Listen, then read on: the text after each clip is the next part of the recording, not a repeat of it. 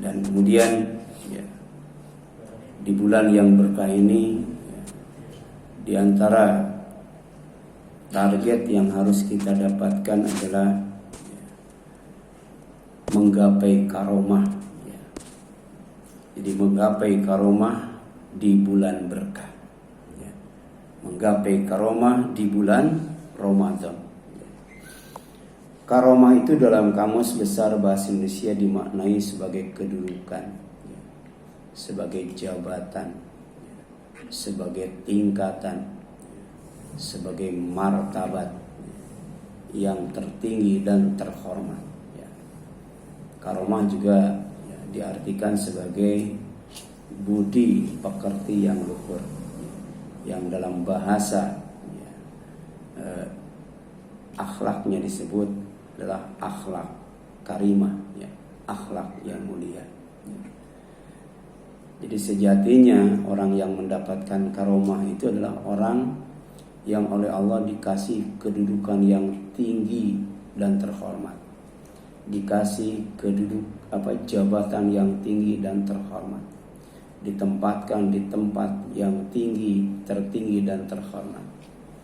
Dan orang yang akan mendapatkan karomah itu adalah orang yang berbudi pekerti luhur atau orang yang berakhlak mulia. Kemudian karomah itu memiliki 3 arti. Jadi karomah itu ada 3 arti. Yang pertama, karomah itu artinya mulia atau kemuliaan. Ini dalam sebuah hadis dari Sauban radhiyallahu anhu, dia pernah berkata, ya, adalah Rasulullah SAW apabila selesai dari sholatnya, ya, istaghfara salasan, dia beristighfar 3 kali. Ya. Jadi assalamualaikum warahmatullahi wabarakatuh, assalamualaikum warahmatullahi, astagfirullah, astagfirullah, astagfirullah 3 kali. Ya. Kemudian waqala, ya, beliau berzikir, ya, Allahumma antas salam, ya Allah engkau adalah as-salam, wa minkas salam, dan dari mula keselamatan. Ya. Jadi kalau mau selamat, sejahtera, rukun, damai, aman, sentosa, maka mintalah kepada Allah. Karena Allah itu as-salam, dan dari Allah as-salam itu. Tabarakta ya, ya dzal jalali wal ikram, engkau maha tinggi ya, yang memiliki kebesaran dan kemuliaan ya. Jadi pemilik kemuliaan, pemilik kebesaran ya, pemilik kedudukan yang paling tinggi adalah Allah SWT. Mintalah kepada Allah ya. Kemudian yang kedua ya, karomah itu ya, di samping artinya kemuliaan adalah kekayaan ya, kekayaan ya. Dan ketika Allah berbicara ya, tentang ujian ya, ternyata karomah atau kekayaan itu ya, ya, itu erat kaitannya dengan kesenangan ya. Jadi orang yang dimuliakan itu adalah orang yang disenangkan, orang yang dikayakan, hartanya berlimpah ruah. Nah, bahasa Rasulnya adalah ahsab ya, ahsab. Jadi Nabi SAW pernah bersabda, inna ahsaba ahli dunia hadzal mal ya. Sesungguhnya ahsab, kemuliaan bagi penduduk dunia adalah harta ya. Jadi di dunia itu umumnya orang dimuliakan karena hartanya ya. Jadi yang menguasai Indonesia sekarang itu kan oligarki, itu orang yang hartanya berlimpah ruah ya. Sampai kekuasaan saja bisa dikendalikan ya. Ya. Kenapa? Karena orang pada umumnya menganggap bahwa kekayaan itu adalah kemuliaan. Kalau mau mulia, jadilah orang kaya gitu. Orang kaya kan bisa merintah ya. Ya. Sedangkan orang miskin diperintah ya. Itu. Yang mulia itu yang nyuruh atau yang disuruh? Yang nyuruh ya. Dan salah satu faktor yang bisa menyebabkan orang itu nyuruh adalah harta ya. Makanya kata Rasul, inna ahsaba ahli dunya hadzal mal. Sesungguhnya ahsab kemuliaan bagi penduduk dunia adalah harta. Ini hadisnya riwayat Ahmad ya, dari sahabat yang mulia yang bernama Buraidah al-Aslami radhiyallahu anhu. Sedangkan dalam riwayat lain ya, Nabi SAW pernah bersabda, inna ahsaba ahli dunya alladzi yadhabuna ilaihi hadzal mal. Jadi sesungguhnya kemuliaan bagi penduduk dunia yang senantiasa mereka kejar-kejar adalah harta. Yang sedang diburu sekarang, yang sedang dikejar sekarang itu adalah kekayaan yang jumlahnya 300 triliun katanya gitu. Itu ada kaitannya dengan 467 orang itu yang terlibat dalam 300 triliun.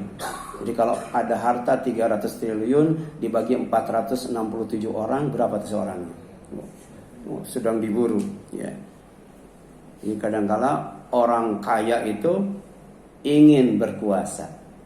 Kenapa? Karena setelah berkuasa bisa menambah kekayaannya ya. Jadi kaya kuasa, kuasa kaya, itu aja muter dunia itu. Makanya kata Rasul, sesungguhnya kemuliaan bagi penduduk dunia yang senantiasa mereka kejar-kejar adalah harta. Padahal yang namanya ya, harta itu adalah rezeki. Ya. Rezeki itu ibarat bayangan. Kalau kita kejar gimana tuh? Lari. Ya. Makanya cara menyikapi rezeki itu ya jangan dikejar, tapi harus berbalik katanya, membelakangi rezeki. Ya. Kalau membelakang rezeki, maka kalau kita lari, bayangannya gimana? Lari. Ngejar siapa tuh? Ngejar yang lari itu. Tapi kalau kita mengejar rezeki yang lari. Ya, tapi kalau kita lari dari rezeki, justru dikejar rezeki itu. Ya, karena rezeki itu ibarat bayangan. Ya. Jadi semakin dikejar, itu semakin jauh. Ya. Yang ketiga, ya, karomah itu ya, artinya al-izzah. Ya. Al-izzah itu kegagahan, keperkasaan. Tidak ada yang bisa mengalahkan. Ya. Dan ini ada kaitannya pertama dengan al-muluk, kekuasaan, kerajaan, negara itu. Negara. Ya. Jadi orang yang gagah, perkasa, ya, maka dia akan punya negara. Ya. Punya kekuasaan, punya kerajaan. Kemudian yang kedua ya adalah al-khair. Ya. Baik, bajik. Ya. Jadi dalam Al-Quran itu ada ghaniyun hamid. Bukan hanya sangat kaya, tapi juga sangat terpuji. Kalau mau mendapatkan karomah, bukan hanya kaya, ya, bukan hanya kuasa, tapi juga terpuji. Makanya karim itu di samping diartikan sebagai yang maha mulia atau yang mulia, ya, tapi juga yang pemurah. Ya. Pemurah itu dermawan, gemar berbagi. Ya. Orang yang dermawan, orang yang gemar berbagi, insya Allah dimuliakan oleh Allah Subhanahu wa Ta'ala. Ya, makanya kegagahan itu erat kaitannya dengan kekuasaan. Ya. Ya, kalau orang tidak berkuasa atau dijajah, nggak bakal gagah itu. Ya, nggak bakal perkasa karena ditindas. Ya. Tapi kemudian Allah akan ngasih kegagahan itu ketika dia berkuasa, dia berusaha untuk menjadi orang baik, orang yang bajik. Makanya ada kekuasaan, ada kebajikan. Itulah makna daripada al-izzah. Ya, dan ini disebutkan dalam Al-Quran. Ya, ketika Allah Subhanahu Wa Taala berfirman, Kul, ya, ucapkan, katakan oleh Muhammad, Allahumma malikal mulki. Ya Allah, engkaulah yang memiliki kerajaan. Engkaulah yang memiliki kekuasaan. Ya. Tu'til mulka, engkau akan memberikan kerajaan itu, engkau akan memberikan kekuasaan itu, ya, man tasya, kepada siapa saja yang engkau kehendaki. Jadi siapa saja yang sekarang berkuasa, mau di Indonesia, mau di luar negeri, itu karena Allah beri kekuasaan dan Allah hendak memberi kekuasaan kepadanya. Ya. Kemudian wa tanzi'ul mulka mimman tasya. Dan Allah pula, engkau pula yang akan mencabut, ya, yang akan mencopot, yang akan mengambil kekuasaan itu, kerajaan itu dari siapa saja yang engkau kehendaki. Ya. Jadi ketika Pak Harto jatuh, Gus Dur jatuh, ya, itu yang menjatuhkan bukan manusia, ya. Yang menjatuhkan adalah Allah Subhanahu wa Ta'ala. Karena Allah berkehendak untuk memberikan kekuasaan, dalam waktu yang sama Allah juga berkehendak untuk mencabut kekuasaan itu dari siapa saja yang Ia kehendaki. Ya. Kemudian wa tu'izzu man tasya, dan engkau yang akan memuliakan, ya, memberikan kegagahan dan keperkasaan, ya, kepada siapa saja yang engkau kehendaki. Wa tudzillu man tasya, dan engkau pun, ya, akan menghinakan, menistakan, merendahkan siapa saja yang engkau kehendaki. Jadi bisa saja Allah kasih kekuasaan, tapi kekuasaan itu tidak disyukuri. Allah hinakan, Allah rendahkan, ya. Walaupun dia penguasa, walaupun dia raja, walaupun dia presiden, ya. Kalau tidak mensyukuri kekuasaan yang Allah berikan, Allah hinakan. Tapi kalau disyukuri, Allah tambah kekuasaannya, ya. Maka itulah yang disebut izzah, ya.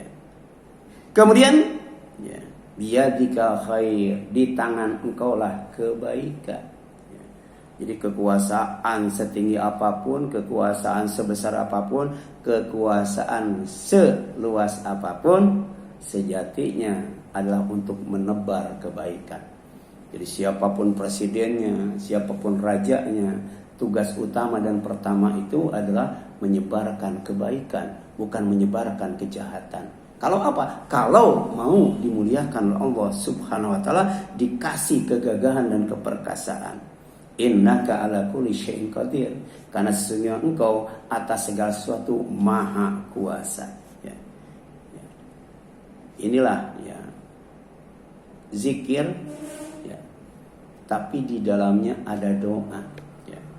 Berzikir sekaligus berdoa kepada Allah, pertama agar dikasih al-mulku, dikasih negara, dikasih kekuasaan, dikasih kerajaan, ya.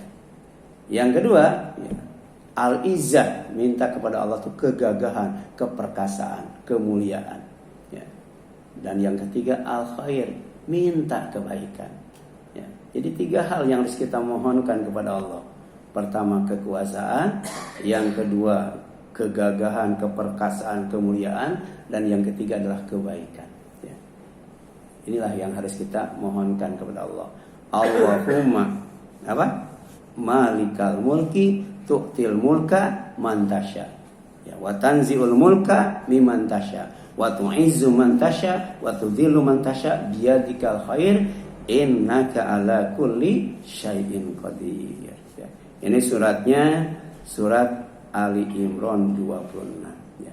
Jadi kalau kita mau punya pemimpin yang muslim tapi konsisten dengan Islam, enggak alergi, ya, enggak fobi, enggak benci dan sebagainya, maka baca, ya, zikir ini. Insyaallah Allah kasih pemimpin, ya, dari presiden sampai RT, ya, tapi konsisten komitmen dengan Islam, ya. Kemudian ada 3 macam karomah, ya. Ada 3 macam karomah menurut Al-Qur'an, ya. Ini diantaranya yang harus kita tadarusi di bulan Ramadan, ya. Karena bulan Ramadan itu pertama bulan tilawah, ya, bulan membaca Al-Quran atau membacakan Al-Quran di sebuah majelis, ya. Targetnya apa? Khotam, ya, khotam, ya. Jadi Utsman bin Affan, ya, berusaha untuk mengkhotamkan Al-Quran dalam 1 malam, ya, dalam sholat malam 1 rakaat, ya. Jadi sholat malam itu boleh kurang dari 11. Karena Utsman itu sholat malamnya 1 rakaat, tapi dalam 1 rakaat itu dia berusaha untuk mengkhatamkan Al-Quran. Luar biasa. Itu tilawah, ya. Sedangkan yang kedua tadarus, ya. Jadi siapa yang tilawah Al-Quran dan tadarus Al-Quran di salah satu rumah Allah, yaitu masjid, ya, maka pasti turun kepadanya sakinah, ketenangan. Kalau pengen tenang, baca Quran, kaji Al-Quran, ya. Targetnya apa? Paham. Kalau tilawah targetnya khatam, sedangkan tadarus targetnya apa? Paham, ya. Insyaallah turun, ya, yang namanya sakinah. Jadi sakinah itu dari atas, dari Allah, Dan turunnya itu bukan ke kantong, ya. Turunnya itu ke hati. Sakinah itu ada di sini, ya, bukan di kantong, ya. Kemudian apa? Ya. Wa ghasyiyatuhumur rahmah, ya. Maka tempat di mana dibaca dan dikaji Al-Qur'an itu Allah liputi, Allah tutup dengan kasih sayang. Jadi yang hadir di majelis ini bukan hanya tenang, ya saking tenangnya bisa tidur itu, ya. Tapi kemudian juga Allah kasih apa? Rahmah itu.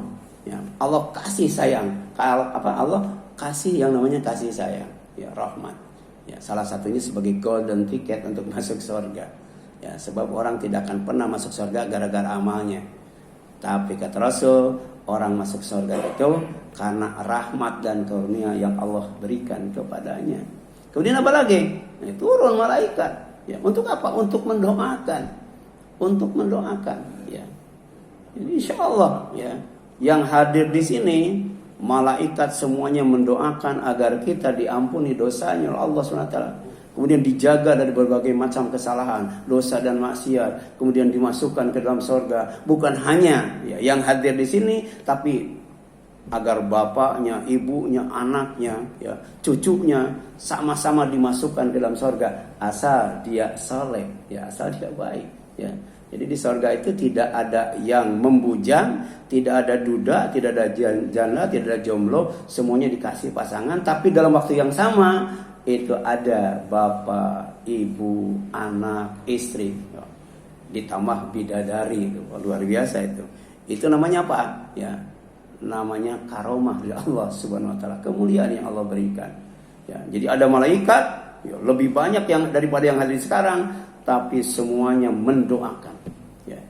Kemudian yang keempat apa? Nah, yang keempat itu adalah, ya, dimuliakan. Ya. Kenapa? Karena yang hadir di sini semuanya disebut namanya satu persatu, di dekat para malaikat yang didekatkan dan dimuliakan olehnya. Jadi yang hadir di sini betul-betul namanya itu terkenal, ya, di hadapan Allah, di dekat para malaikat. Ya, inilah karomah, ya, sebagai salah satu makna daripada, ya, yang disebutkan dalam Al-Quran. Yang kedua, ya, yang pertama, ya, karomah itu yang diberikan sebagai kelebihan, keunggulan dan keistimewaan. Jadi orang yang dikasih kelebihan, dikasih keunggulan, dikasih keistimewaan, sejatinya dialah yang oleh Allah dikasih karomah, yang dimuliakan Allah Subhanahu Wa Taala. Seperti pertama karomah yang diberikan Allah kepada Nabi Adam. Yang kedua karomah yang diberikan oleh Allah kepada Nabi Sulaiman. Ya. Jadi kemuliaan yang Allah berikan kepada Nabi Adam disebutkan dalam Al-Quran, walaqad karramna bani Adam wa hamalnahum fil barri wal bahri. Dan sungguh kami benar-benar telah muliakan anak cucu Adam, Nabi Adam dan anak cucunya. Wa hamalnahum, dan kami angkut, ya, mereka fil barri wal bahri, di darat dan di laut. Ini kelebihan, keutamaan, ya. Ini manusia tuh di darat bisa hidup, di laut juga bisa hidup. Bukan di permukaan laut, di dalam laut juga bisa hidup. Bukan hanya di permukaan bumi, di dalam bumi juga bisa hidup. Ya. Itu orang-orang yang, ya, tidak percaya dengan hari kiamat sebagai hari hancurnya alam semesta. Ya, karena tidak pernah ngaji, tidak mau ngaji. Ya. Itu untuk menghadapi kiamat itu mereka bikin kendaraan anti kiamat. Itu dijelaskan dalam film 212, ya. Dan ternyata itu apa? Selamat itu. Ya, selain yang ada di kendaraan itu, ya, itu semuanya tidak ada yang selamat, ya. Dan mereka pesan, ya, kendaraan itu. Siapa? Para penguasa dan orang kaya, ya. Jadi rakyat orang miskin nggak bakal bisa tuh dapat kendaraan itu, kendaraan khusus, kendaraan anti kiamat. Ya. Kemudian mereka bikin bunker dalam bumi itu, nggak tahu itu kedalaman berapa. Itu bisa bertahan hidup nggak tahu berapa tahun itu, dilengkapi makanan segala macam di dalamnya. Dikiranya kiamat itu, ya, cuman di Garut misalnya, di Cianjur, Sukabumi, ya. Kiamat itu, ya, Ada kaitannya dengan hancurnya langit, hancurnya matahari, hancurnya bintang, hancurnya bulan, bahkan hancurnya gunung, hancurnya bumi yang ada di kolong langit ini. Ya. Nah kemudian ya, yang selanjutnya ya, warazaqnahum minat thayyibat. Ini bentuk kemuliaan yang kedua. Jadi yang pertama ya, manusia itu bisa hidup di mana saja ya dengan ilmu dan teknologinya. Yang kedua kami kasih mereka rizki dari yang baik-baik ya. Jadi manusia itu dikasih ikan, kucing tulangnya kan gitu ya. Ya betul kan? Ya. Jadi manusia itu yang baik-baik. Sisanya ya yang sudah bau, busuk dan sebagainya itu baru dimakan yang lainnya. Itu dimuliakan banget itu. Yang baik-baik. Tapi ada manusia yang sudah dikasih rezeki yang baik-baik malah ya makan rezeki yang tidak baik. Ya, apa tuh? Daging babi, darah, bangkai dan sebagainya itu. Itu kan yang tidak baik ya. Padahal yang baik dengan yang tidak baik banyakkan mana tuh? Iya, ciri orang yang mulia itu makannya yang baik-baik. Ya, ciri orang yang dihinakan oleh Allah makannya yang haram-haram, yang syubhat-syubhat ya. Ya. Jadi di bulan Ramadan tuh jangankan yang haram, jangankan yang syubhat, jangankan yang makruh, yang halal saja tidak boleh dimakan. Ini latihan kesabaran yang luar biasa ya. Nah, sebab ternyata 11 bulan kita nikmati rezeki Allah yang baik-baik, kemudian kita syukuri. Kemudian wa fadalnahum ala katsirin mimman khalaqna tafdila, dan kami lebihkan mereka di atas banyak makhluk yang kami ciptakan dengan kelebihan yang sempurna ya. Dari dulu sampai sekarang ya, kambing, kucing, monyet bajunya gonta-ganti enggak? Modelnya gonta-ganti enggak? Coba manusia, ya bajunya gonta-ganti, modelnya gonta-ganti. Rumah manusia, ya gonta-ganti terus itu, ya. Ada yang luas, ada yang tinggi, ada yang megah dan mewah. Coba lihat rumah burung dari dulu kayak gitu aja, ya. Rumah laba-laba, ya. Rumah apa lagi? Begitu aja rumah semut, ya. Nggak ada perubahan, nggak ada peningkatan. Tapi manusia Allah kasih kelebihan ya. Bisa bikin tempat tinggal yang megah dan mewah ya. Bisa bikin jalan di dalam laut kan bisa ya. Jalan di dalam laut itu ya.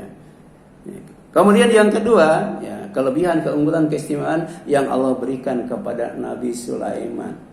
Sampai kemudian ketika Rasul sholat, dia diganggu oleh jin ifrit. Kemudian dia tangkap itu jin ifrit, tadinya mau diikat di tiang masjid, ya, untuk diperlihatkan kepada para sahabat, ya. Gitu. Jadi Rasul itu dikasih kelebihan itu, ya. Jadi para sahabat tidak tahu bahwa Rasul ketika sholat itu sedang diganggu oleh jin ifrit karena tidak melihatnya. Tapi Rasul bukan hanya tahu, bukan hanya melihat, tapi bisa menangkapnya. Kemudian mau diikat di tiang masjid. Tapi dia ingat kepada doa Nabi Sulaiman agar kelebihan yang Allah berikan kepadanya jangan diberikan kepada yang lainnya. Akhirnya dilepas itu. Ya. Tapi sekarang ada orang ngaku umat Islam, umat Nabi Muhammad SAW, tapi kerjanya nangkepin jin, ada tuh. Ya, jin ditangkepin, masukin ke toples, kan ada itu. Ya, Rasul saja, ya bisa dia nangkepin jin. Jinnya jin kelas kakap, bukan kelas teri. Namanya jin ifrit itu, dia tangkap. Tapi tidak jadi diikat. Kenapa? Karena tahu ya bahwa Nabi SAW pernah berdoa agar kelebihan yang Allah berikan kepadanya jangan diberikan kepada yang lainnya. Nah, di antaranya apalagi? Falamma ra'ahu mustaqirran indahu qala hadza min fadli rabbi liyabluwani aashkur am akfur, katanya. Ya. Ketika singgasana Ratu Bilqis dipindahkan ya itu dari Sabah ke tempat Nabi Sulaiman ya itu dengan utuh ya, kemudian dia berkata ya hadza min fadli rabbi, ini adalah kelebihan ya, kelebihan, keutamaan, keistimewaan ya itu dari Allah Rabbku, liyabluwani, untuk menguji aku, aashkur, apakah aku bersyukur, am akfur, malah aku kufur ya, atau aku kufur. Ya, ini karomah itu harus disyukuri, nggak boleh dikufuri. Kalau disyukuri tambah Allah kasih karomahnya, tapi kalau dikufuri Allah hinakan ya. Itu contoh Nabi Sulaiman. Ilmunya luas, teknologinya juga luar biasa, kekayaannya berlimpah, kekuasaannya juga sangat luas. Tapi dia yakin, ya, ini bukan sesuatu yang harus disombongkan. Ya, ini harus, ya, disyukuri, jangan kemudian dikufuri. Kemudian wa man syakara fa innama yashkuru li nafsi, karena siapa saja yang bersyukur, ya, sejatinya dia bersyukur untuk dirinya sendiri, ya. Tadi Allah kasih harta, disyukuri ditambah hartanya. Kasih rumah, disyukuri ditambah rumahnya. Kasih anak, disyukuri ditambah anaknya. Kasih istri, disyukuri.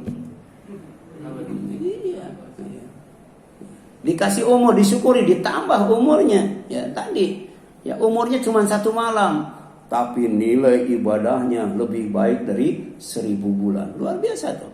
Jadi kalau malam Lailatul Qadar kita sedang sholat tarawih, maka sholat tarawih kita lebih baik daripada sholat tarawih 1000 bulan.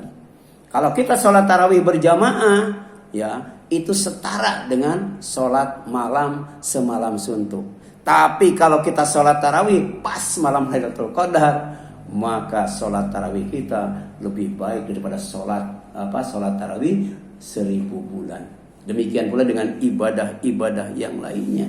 Itu kalau kemudian disyukuri. Ya, umur kita cuma 1 malam, tapi nilainya lebih baik dari 1000 bulan. Bayangkan kalau umur kita 70 tahun, ya, atau 40 tahun, ya, atau 50 tahun. Dari 50 tahun 30 kali dapat Lailatul Qadar. Ya, tinggal kalikan aja 30 kali, ya. 82 tahun berapa tuh? Ya. Ya, itu lebih panjang daripada umur Nabi Adam. 30 kali 82 itu berapa, hitung sendiri itu, ya. Subhanallah ini, ya. Kemudian yang kedua, ya, karomah, ya, yang diujikan. Jadi yang pertama karomah yang diberikan, keunggulan, kelebihan, keutamaan, keistimewaan itu. Setiap orang ada itu, ya. Ada kekurangannya, ada kelebihannya. Nah, kelebihan itu karomah namanya, ya. Nah, yang kedua karomah yang diujikan. Ada karomah yang diujikan. Diujikan Allah kepada manusia berupa kesenangan dan rezeki yang luas, ya. Ya, jadi dikasih rezeki yang luas, ya. Dikasih kekuasaan, kemudian dimuliakan, disenangkan. Itu adalah ujian. Dan ini sering dibaca oleh Imam Rawatib dalam surat Al-Fajr. Fa ammal insanu idza mabtalahu rabbuhu fa akramahu wa na'amahu fa yaqulu rabbi akraman. Maka adapun manusia apabila Tuhan mengujinya lalu memuliakannya dan memberinya kesenangan, dimuliakan, disenangkan, maka dia berkata, Tuhanku telah memuliakan aku, ya. Dia bangga itu. Tapi wa amma idza mabtalahu faqaddara alaihi rizqahu, ketika Allah mengujinya kemudian rezekinya dibatasi, ya, rezekinya itu disempitkan, enggak diluaskan, hartanya enggak banyak, hartanya enggak cukup, ya, fa yaqulu rabbi ahanan, ya, Tuhanku telah menghinakan aku. Pada ayat ini hendak mengingatkan kepada kita bahwa ketika rezeki itu disempitkan, ketika kita tidak dikayakan, maka sejatinya bukan berarti Allah menghinakan kita, ya. Sebab ada orang yang miskin tapi kemudian dimuliakan oleh Allah. Tapi ada orang yang kaya berkuasa tapi dihina oleh Allah, dihinakan. Ini ada orang ketika disenangkan, dimuliakan, baru dia berprasangka baik kepada Allah. Tuhanku telah memuliakan aku.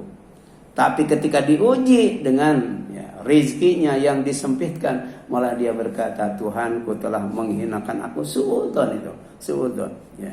Jadi harusnya baik senang atau susah kita husnudzon. Baik lapang atau sempit kita husnudzon. Mau kaya mau miskin kita husnudzon.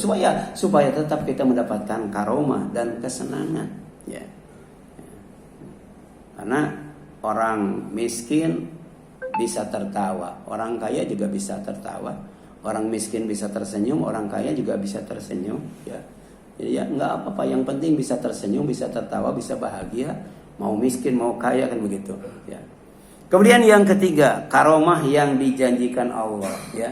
Jadi ada karomah yang diberikan, ada karomah yang diujikan, ada karomah yang dijanjikan Allah, yaitu kepada penghuni surga, ya. Dalam hal ini adalah orang yang beriman, beramal soleh, orang yang beriman dan bertakwa. Ya. Ulaika fi jannatim mukramun. Kalau kita bisa mengamalkan surat Al-Ma'arij ayat 19 sampai 35, maka kita akan dikasih karomah. Tapi karomahnya bukan karomah yang diberikan, karomahnya bukan karomah yang diujikan, tapi karomahnya karomah yang dijanjikan. Apa itu? Surga. Ya, surga itu karomah yang dijanjikan, ya. Jadi di dunia jadi penguasa, di dunia jadi orang kaya, terhormat, populer dan sebagainya, itu belum ada apa-apanya. Karomah yang sejati, karomah yang hakiki, karomah yang abadi itu adanya di surga. Silakan baca nanti surat 70 ya. Surat Al-Ma'arij ayat 35. Ulaika fi jannatim mukramun. Mereka itu dimuliakan di dalam surga. Kenapa? Karena hidupnya tidak pernah keluh kesah. Ya. Ciri orang yang keluh kesah itu kalau ya diuji dengan kesusahan, diuji dengan kesulitan, dia putus asa. Tapi ketika diuji dengan kesenangan, diuji dengan kekayaan, diuji dengan kekuasaan, malah dia jadi orang yang pelit dan sombong. Ya, itu namanya penyakit hati itu. Dan obatnya ternyata sholat itu. Jadi kalau sampai hari ini ya kita sholat tiap hari sunat dan wajib sendiri dan berjamaah, tapi ternyata masih gampang putus asa dan kemudian pelit, berarti sholat kita belum dinilai sholat oleh Allah SWT. Ya, innal insana khuliqa halu'a idza masal syarru jazua wa idza masal khairu manua illal musallin. Ya. Orang yang sholat itu tidak akan putus asa kalau diuji dengan yang tidak menyenangkan. Dan tidak akan sombong, tidak akan pelit kalau diuji dengan yang menyenangkan. Nah, itu ciri-ciri orang yang sholat, dinilai sholat itu disebutkan dalam ayat berikutnya. Sekaligus karomah yang dijanjikannya. Itu surga. Ya, silakan baca. Ya. Kemudian sedikitnya ada 6 cara untuk menggapai karomah di bulan Ramadan. Jadi ada 6 cara untuk menggapai karomah di bulan berkah. Ya. Yang pertama, beribadah kepada Allah. Ya. Karena Allah itu yang maha mulia. Allah itu yang maha pemurah. Jangan sampai tertipu, tidak ibadah kepada Allah, malah maksiat kepada Allah. Padahal Allah itu adalah Al-Karim. Ya. Bukan hanya maha mulia, tapi juga maha pemurah. Makanya Allah bertanya, ya ayyuhal insan, wahai manusia, ma gharraka, apa yang telah menipu kamu sehingga kamu tidak beribadah kepada Allah, malah kamu bermaksiat kepada Allah. Padahal beribadah kepada Allah sejatinya adalah beribadah kepada Birabbikal Karim. Rabb kamu yang menciptakan kamu, yang menjaga kamu, yang mengurus kamu, yang memelihara kamu, yang mengatur kamu, lagi yang maha mulia, lagi maha pemurah. Ini pertanyaan. Jadi apa sebenarnya yang menyebabkan kita tertipu di dunia ini sehingga tidak ibadah kepada Allah, malah maksiat kepada Allah? Allah tanyakan dan ini harus dijawab itu, Dan jawabannya ada dalam Al-Quran, Makanya Al-Quran itu sebagai petunjuk, sebagai penjelas dan sebagai pembeda. Mana orang yang tertipu, mana orang yang tidak tertipu, mana orang yang untung, mana orang yang rugi, mana orang yang celaka, mana orang yang bahagia. Allah jelaskan dalam Al-Quran. Makanya di dalam bulan Ramadan di masjid usahakan tilawah dan tadarus. Yang kedua, cara untuk mendapatkan karomah itu mengikuti Al-Quran. Kenapa? Karena Al-Quran itu bacaan yang mulia. Dalam surat Al-Waqi'ah itu, innahu, sesungguhnya dia itu la Quran, sungguh merupakan bacaan. Jadi Quran itu bacaan karimun, yang sangat mulia. Jadi kalau mau dimuliakan, baca Al-Quran. Kaji Al-Quran, fahami Al-Quran, amalkan Al-Quran, ajarkan Al-Quran, sebarkan Al-Quran, hafalkan Al-Quran, bela Al-Quran. Insya Allah dapat karomah itu. Nah, fi kitabim maknun, dalam kitab yang terpelihara. Ini asal usul Al-Quran. Al-Quran itu berasal dari Lauhi Mahfud, tempat yang sangat dijaga ketat. Sampai kemudian la yamassuhu ilal mutahharun, tidak ada yang mencentuhnya selain hamba yang disucikan. Jadi ketika Al-Quran di Lauhul Mahfud, hanya malaikat yang bisa menyentuhnya. Selain malaikat nggak bisa. Jadi Al-Quran itu sampai sekarang betul-betul disucikan. sampai sekarang dimuliakan. Kalau semua buku, semua kitab dibakar habis termasuk Al-Quran, maka yang pertama tersusun kembali dengan rapi dan sempurna, yang paling cepat paling dulu adalah Al-Quran. Karena yang hafal Al-Quran itu bukan hanya orang dewasa saja, ya. Anak-anak pun hafal Quran. Bukan hanya yang bisa baca tulis saja, yang tidak bisa baca tulis juga hafal Al-Quran. Bukan hanya yang otaknya hafalannya otaknya sempurna, yang otaknya cacat saja bisa hafal Quran. Ini luar biasa. Bahkan ada orang yang baru lahir, ya qadarullah, hafal Al-Quran, hafal terjemahnya, hafal tafsirnya, bahkan hafal hadis, dan kemudian bisa berorasi pidato, satu kali pidato ribuan orang masuk Islam. Ya. Ini mukjizat dari Allah Subhanahu wa taala, ya, yang sangat luar biasa. Jangankan satu surat atau 30 juz, ya, satu ayat pun tidak ada orang yang bisa membikin sama dengan Al-Qur'an, ya. Kemudian Nabi Muhammad SAW bersabda, ya, innallaha yarfa'u bihadzal kitab aqwaman. Sesungguhnya Allah akan mengangkat derajat, akan meninggikan kedudukannya, akan memuliakan kaum-kaum dengan Al-Quran, ya. Jadi dengan Al-Quran itu manusia bisa dimuliakan oleh Allah SWT. Kemudian wa yadha'u bihi akharin, tapi dengan Al-Quran pula maka manusia bisa dihinakan oleh Allah. Karena Allah itu adalah Dzul Jalali wal Ikram, pemilik kemuliaan. Allah bisa memuliakan manusia dengan Al-Quran. Allah juga bisa hinakan manusia dengan Al-Quran. Siapa yang Allah muliakan dengan Al-Quran? Orang yang mengikuti Al-Quran. Karena Al-Quran itu petunjuk Allah, ya, tidak akan takut, tidak akan sedih, tidak aman bahagia, tidak akan celaka, kemudian tidak akan sesat. Berarti sukses dan selamat. Itulah yang dimuliakan oleh Allah SWT. Dengan apa? Dengan Al-Quran itu, ya. Itu hadis riwayat Muslim dari Umar bin Khattab radhiyallahu anhu. Yang ketiga, ya, bagaimana caranya untuk mendapatkan karomah di bulan berkah? Meneladani Rasulullah SAW sebagai pemilik pribadi yang agung. Dan itu diabadikan dalam Al-Quran. Siapa Rasul itu? Wa innaka la'ala khuluqin azim. Dan sesungguhnya engkau benar-benar berbudi pekerti yang luhur. Makanya kata Allah, sungguh dalam, ya, pribadi Rasul, dalam diri Rasul itu ada uswatun hasanah, suri teladan yang baik. Untuk apa? Untuk mendapatkan karomah dari Allah Subhanahu wa taala, ya. Ada sahabat namanya Sa'ad bin Hisham bin Amir, ya, radhiyallahu anhu, dia berkata, ya, aku pernah mendatangi Aisyah radhiyallahu anha, salah satu istri Rasulullah, kemudian bertanya, wahai ummul mukminin, beritahukanlah kepadaku akan akhlak Rasulullah, ya. Jadi Rasul itu membawa misi, ya, untuk menyempurnakan akhlak yang mulia. Kalau beliau membawa misi menyempurnakan akhlak yang mulia, maka beliau itu pertama harus la'ala khuluqin adzim, punya pribadi yang agung, ya. Tapi yang kedua, ternyata ketika ditanya akhlak yang mulia, ya, yang ada pada Rasul itu sebenarnya apa, ya, maka qalat Aisyah berkata, kana khuluquhul Quran, ya, sebenarnya akhlak beliau itu adalah Al-Quran, ya. Jadi kalau kita mengamalkan Al-Quran, berarti kita sedang berusaha untuk menjadi orang yang berakhlak mulia. Dan ternyata surga itu 100 tingkat, dan tingkat yang paling tinggi Allah berikan kepada orang yang berakhlak mulia. Ada wanita, ya, yang suaminya banyak, ya, nikah cerai, tapi cerainya cerai mati.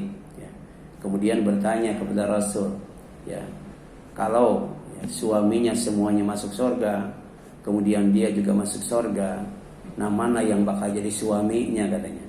Ya, kata Rasul, wanita itu akan disuruh milih, ya, siapa yang akan dijadikan suaminya di surga nanti, ya, gitu. Maka, ya, dia, kata Rasul, akan memilih suami yang paling baik akhlaknya.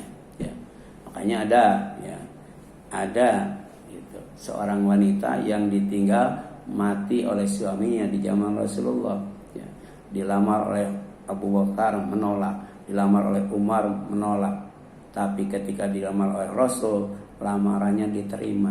Kenapa? Abu Bakar dan Umar ya tidak sebaik suaminya. Tapi ketika Rasul yang melamar, siapa yang lebih baik daripada Rasul? Dia terima.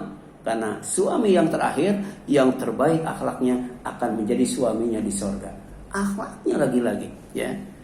Kemudian di sini jelaskan amat taqra'ul Quran ya, itu kalau Allah Azza wa Jalla, bukankah kamu ya selalu baca Al-Quran yang berisi firman Allah yang maha gagah, maha mulia, lagi maha agung. Wa innaka la'ala khuluqin azim. Dan sesungguhnya engkau itu adalah ya, di atas budi pekerti yang agung gitu. Ya, Al-Quran, Rasulullah, Allah SWT kalau mau mendapatkan karomah. Yang keempat, saum dan beribadah kepada Allah serta karena Allah agar menjadi orang yang paling mulia, yaitu orang yang bertakwa. Kenapa saum itu ditutup dengan la'allakum tattaqun? Kenapa ibadah itu ditutup dengan la'allakum tattaqun? Ya ayyuhalladzina amanu kutiba alaikumusiyam kama kutiba alal ladzina min qablikum la'allakum tattaqun. Ya ayyuhan nas ubudu rabbakumul ladzi khalaqakum wal ladzina min qablikum la'allakum tattaqun. Kenapa takwa? Karena inna akramakum indallahi atqakum. Sesungguhnya yang paling mulia di antara kalian adalah orang yang paling bertakwa. Ya. Ini dalam surat Al-Hujurat ayat 13 ya. Maka oleh karena itu ya, hendaklah kita berusaha untuk meningkatkan ketakwaan, di antaranya dengan ibadah saum sebulan penuh ya. Kemudian ibadah-ibadah yang lainnya, sholat tarawih, tadarus Al-Quran, infak, zakat, sedekah, menghadiri majelis ilmu. Itu dalam rangka apa? Dalam rangka la'allakum tattaqun. Sebab di bulan Ramadan itu ada 3 gelar yang Allah sematkan kepada hambanya. Mudah-mudahan kita dapat 3-tiganya tuh. Gelar yang pertama al-muttaqun ya, orang yang bertakwa itu. Kalau lulus di bulan Ramadan ini. Yang kedua apa? Yang kedua adalah asyakirun, orang-orang yang syukur. Dan yang ketiga adalah ar-rasyidun, orang-orang yang baik, orang-orang yang benar, orang-orang yang lurus, orang-orang yang bersyukur, dan orang yang bertakwa ya. Ini nanti baca silakan surat Al-Baqarah 21 ya, kemudian surat Al-Baqarah 183. Jadi untuk mendapatkan karomah itu hendaklah tingkatkan ketakwaan, di antaranya dengan saum dan ibadah-ibadah yang lainnya. Yang kelima, ya, agar kita mendapatkan karomah di bulan Ramadan, cari dan dapatkan Lailatul Qadar. Kenapa? Karena Al-Qadar itu artinya adalah mulia. Ya. Lailatul Qadar itu malam yang menjanjikan karomah. Ya. Kenapa? Karena malam itu diturunkan Al-Quran Al-Karim. Ya. Al-Quran yang mulia. Kalau dibaca, ya, makin banyak kita baca Al-Quran, makin dimuliakan oleh Allah. Yang kemudian dikawal bersama malaikat. Malaikat juga, ya, itu al-mukramun, ya, al-mukarramun, ya, hamba Allah yang dimuliakan, hamba Allah yang didekatkan. Kenapa? La ya'sunallaha ma amarahum wa yaf'aluna ma yu'marun. Malaikat itu tidak pernah maksiat kepada Allah. Malaikat itu selalu melaksanakan perintah Allah. Makanya didekatkan di sisi Allah, dimuliakan oleh Allah SWT. Dan ternyata Lailatul Qadar itu malaikat turun, Al-Quran juga turun. Apalagi satu malamnya lebih baik daripada 1000 bulan. Ditambah ya, min kulli amrin salamun hatta matla'il fajr. Allah menjanjikan salam ya. Jadi siapa saja yang dapat Lailatul Qadar dimuliakan oleh Allah, diberkahi oleh Allah, bahkan kemudian salam Allah kasih keselamatan, kasih kedamaian, kerukunan, kemudian aman dan sentosa. Amin ya Allah ya Rabbal alamin. Ya, itu silakan baca surat Al-Qadar itu, surat Al-Qadar. Kemudian yang selanjutnya yang keenam, meninggalkan perbuatan atau akhlak tercela ya. Jadi akhlak tercela itu bisa merusak karomah, ya. Bisa menghilangkan karomah, mengurangi karomah itu, ya. Makanya dijelaskan wa amma idza mabtalahu faqadarahu alaihi rizqahu fayaqulu rabbi ahad. Sebenarnya, ya, yang menyebabkan manusia dihinakan oleh Allah, tidak dikasih karomah itu pertama, ya, kala balla tukrimunal yatim, tidak memuliakan anak yatim. Itu akhlak tercela tuh ya.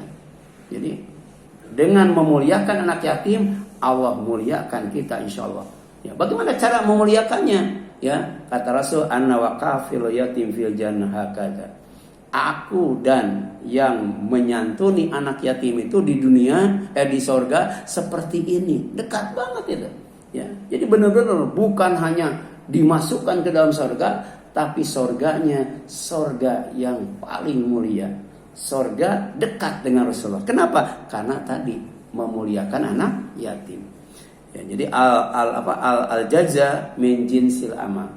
Jadi ada akidah Islam, balasan itu disesuaikan dengan jenis amal. Kalau kita memuliakan anak yatim, insya Allah dimuliakan oleh Allah. Ya, kalau kita memuliakan tamu, insya Allah dimuliakan oleh Allah. Tapi kalau kita menghinakan anak yatim, akan dihinakan Allah Subhanahu Wa Taala. Nggak dapat karomah tuh. Yang kedua, ya apa? Wa tuhibbunal mala hubban jamma. Kamu mencintai harta dengan kecintaan berlebih-lebihan. Ya. Jadi harta itu milik Allah, titipan Allah. Diminta oleh Allah, jangankan 2,5%. Seandainya diminta semuanya Allah, dikasihkan. Karena itu punya Allah, itu titipan Allah. Seperti yang dilakukan oleh Abu Bakar. Abu Bakar itu kasih semuanya, gitu ya. Umar dikasih setengahnya. Kalau mau ngasih setengah-setengah, ragu itu. Jadi Umar itu setengahnya. Abu Bakar semuanya. Kalau kita setengah-setengah, ya. Kenapa? Karena kita tadi tidak yakin harta itu milik Allah, harta itu titipan Allah. Ya, sebagiannya silahkan makan, sebagian besar malah, sebagian kecilnya serahkan kepada yang berhak menerimanya. Kalau tidak, itu namanya bakhil. Kalau tidak, itu namanya zalim. Nah, orang yang bakhil dan zalim, ya, sejatinya adalah orang yang mencintai harta secara berlebih-lebihan. Itu yang menghalangi dapat karomah.